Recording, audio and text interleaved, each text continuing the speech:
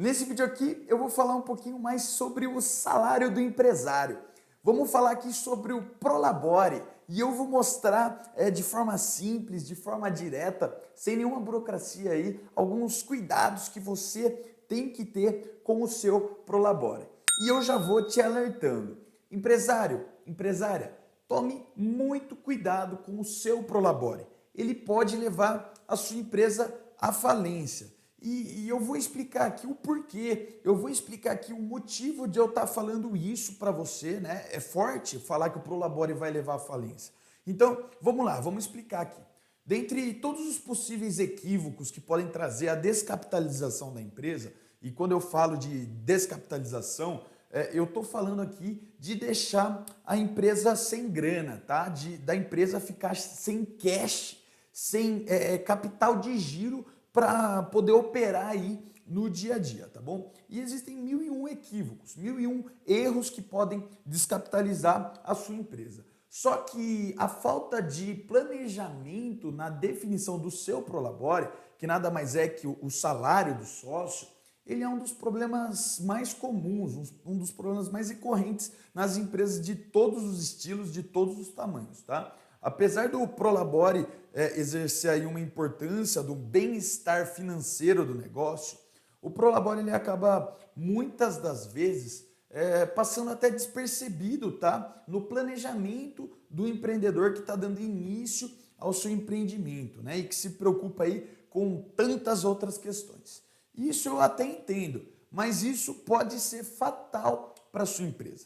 E para as empresas aí já consolidadas, o Prolabore também continua tendo uma importância vital. E se, principalmente aí também para as grandes empresas, se ele for mal gerenciado, ainda pode ser responsável, pode ser um fator responsável pela falência da sua empresa. Por isso, alguns cuidados são muito importantes para garantir aí a saúde financeira da sua empresa. Então, para definir o Prolabore dos sócios, você precisa tomar alguns cuidados. E os principais cuidados, e eu vou focar aqui nas empresas que elas estão iniciando as suas atividades, tá? Não nas empresas que já estão tão consolidadas assim. Para definir aí, você precisa entender, né, que o salário do sócio, você precisa considerar que ele esteja de acordo com a capacidade da empresa de gerar recursos. Isso porque a retirada do valor não pode comprometer aí o pagamento dos gastos fixos da sua empresa. Isso não faz sentido, né? Não faz sentido você ter um Prolabore aí altíssimo, sendo que a sua empresa não tem capacidade de financiar o próprio sócio. Então, dentre todos esses gastos, você tem que botar aí na ponta do lápis, também tem que se lembrar do pagamento de impostos, de todos os fornecedores, da sua folha de pagamento, né, dos funcionários aí de uma maneira geral. E aí, caso o seu Prolabore não seja compatível com o porte inicial da empresa, a empresa vai sofrer com um desfalque no orçamento, que vai ser rapidamente sentido aí no caixa da empresa. Então, em poucos meses, aí, logo após as atividades, você já vai começar a sentir isso. Então, algumas outras dicas que eu normalmente dou para os empresários, e você pode aplicar aí na sua empresa, considere aí a remuneração média do mercado sobre a função que você e os outros sócios vão exercer como referência aí para você conseguir o seu Prolabore. Normalmente eu brinco assim, procure se questionar. Se você tivesse que contratar uma pessoa fora aí, né, uma pessoa no mercado para exercer exatamente a mesma função operacional que você está exercendo, qual seria o salário que você teria que pagar para ela? Então, basicamente esse é o seu Prolabore. Além disso, você tem que se lembrar dos gastos pessoais dos sócios, aí também eles têm que ser tomados como parâmetro para poder estipular aí o valor do Prolabore.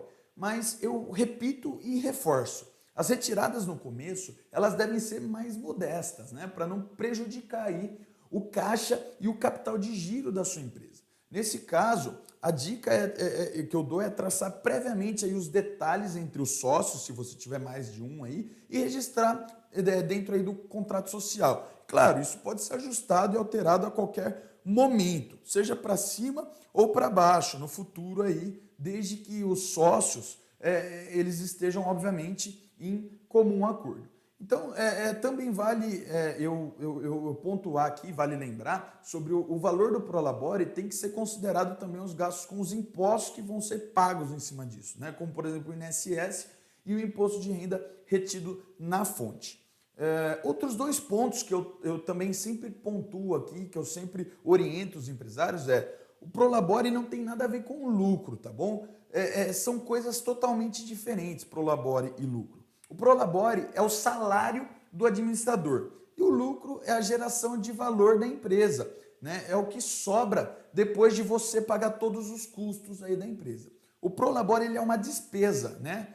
O segundo ponto que eu sempre bato na tecla sempre separe a sua conta pessoal da sua conta da pessoa jurídica. De verdade, seja rígido, seja meticuloso e tenha disciplina. Por mais difícil que isso seja, misturar as finanças aí pessoais com as finanças da empresa, isso é um vício, é um hábito destruidor que não é nada saudável e só dificulta a administração da empresa. Mesmo as empresas aí que já atingiram certa estabilidade, né, elas precisam manter o capital de giro, ou seja, não deve toda hora ficar aumentando o Prolabore de forma inconsistente, porque um aumento no Prolabore, como eu já falei, ele vai afetar diretamente o caixa e a saúde do caixa da sua empresa. Então, no fim das contas, o mais importante aqui é considerar que um bom planejamento ele nunca falha.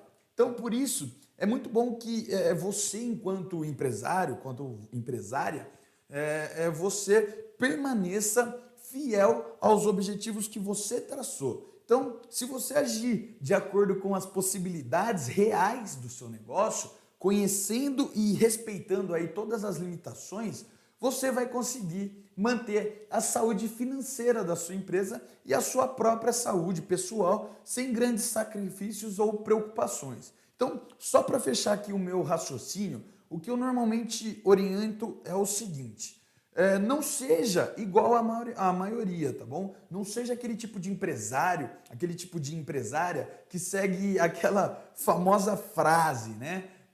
Que é empresa pobre e dono rico.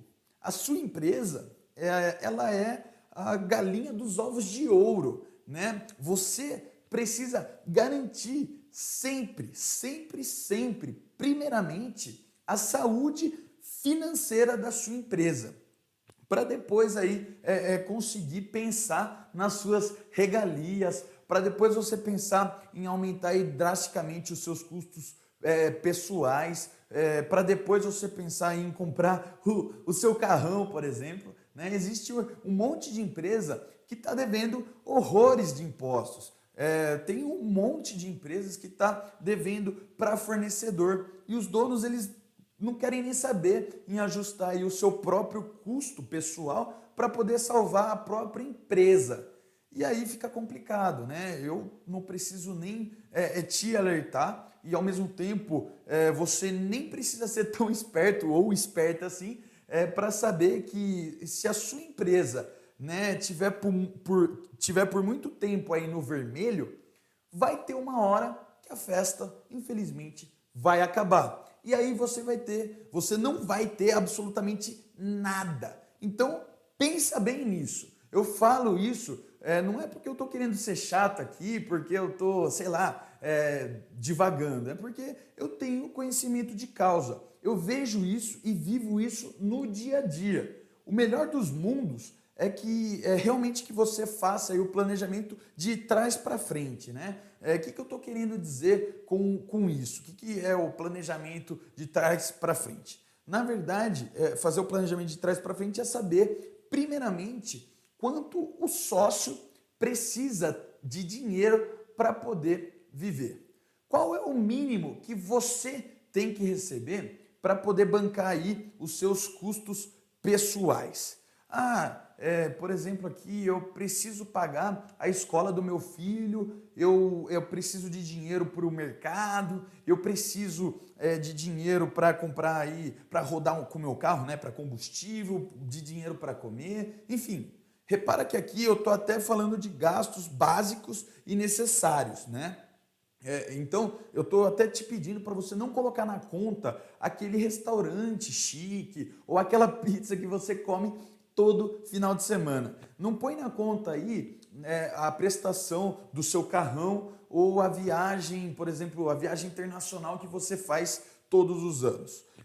Se você entender quais são os seus custos pessoais básicos, você transforma isso no seu Prolabore. Daí você começa a traçar, né? Traçando o seu Prolabore, você consegue planejar a sua empresa financeiramente falando. E aí, depois que você traça financeiramente falando a trajetória da sua empresa, você tem, e você gira a sua empresa, né? Depois que você pagar todas as contas aí e sobrar dinheiro, aí você pode pensar em usar esse dinheiro para você, e não o inverso, né? Não o contrário. Isso é planejar de trás para frente, né? E aí você acaba garantindo tanto a saúde financeira da sua empresa quanto a sua saúde financeira pessoal. Então, basicamente esse o insight que eu quis trazer nesse vídeo. Eu espero sinceramente que você tenha gostado dessas dicas que eu trouxe aqui sobre o Prolabore e dessa forma de pensar. Se você gostou, dá um joinha aqui nesse vídeo, já aproveita, se inscreve também no nosso canal para que você possa sempre receber aí as nossas preciosas dicas que a gente traz sobre gestão, as preciosas dicas para você aplicar aí no dia a dia da sua empresa. Além disso, você se inscrevendo no nosso canal, você também me ajuda muito, você me ajuda garantindo com que esse conteúdo também chegue para outros empresários, para outros empreendedores que também precisam dessas dicas aí, por exemplo, como a do Prolabore, para aplicar na empresa deles. E se você ainda tiver aí alguma dúvida sobre o assunto, pode entrar em contato comigo, com certeza eu vou poder te ajudar. Eu vou ter o maior prazer do mundo em ajudar a sua empresa, em ajudar você a se estruturar financeiramente falando. Então, um forte abraço e até o próximo vídeo.